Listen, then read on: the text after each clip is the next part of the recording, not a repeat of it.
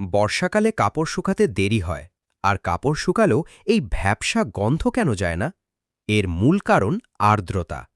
বৃষ্টির সময় বাতাসে জলীয় বাষ্প বেশি থাকায় কাপড় বাইরে শুকনো মনে হলেও ভেতরে আর্দ্রতা থেকে যায়। এই স্যাঁতসাতে পরিবেশে দ্রুত জন্ম নেয় ব্যাকটেরিয়া আর ফাঙ্গাস। এরা কাপড়ে থাকা ঘাম ভেঙে স্মেলি কম্পাউন্ডস তৈরি করে। এটাই ভ্যাপসা গন্ধের আসল রহস্য। এই সমস্যার কিছু সায়েন্টিফিক সমাধান। ১. লেবুর রস। কাপড় ধোয়ার সময় ডিটারজেন্টের সাথে সামান্য লেবুর রস মেশান। এটি প্রাকৃতিক জীবাণুনাশক। ২. Air flow. কাপড় গাদাগাদি না পড়ে ফাঁকা করে মেলুন, যাতে বাতাস আর্দ্রতা দ্রুত টেনে নিতে পারে। ৩. Hit treatment. হালকা গরমে আয়রন করে নিন। তাপ ব্যাকটেরিয়া ধ্বংস করে গন্ধ দূর করে। মনে রাখবেন, এটি কোনো সাধারণ সমস্যা নয়, বরং একটি মাইক্রোবায়োলজি প্রবলেম। এমন আরও সায়েন্স ফ্যাক্টস জানতে সাবস্ক্রাইব করুন অ্যাটম এক্সপ্লোর।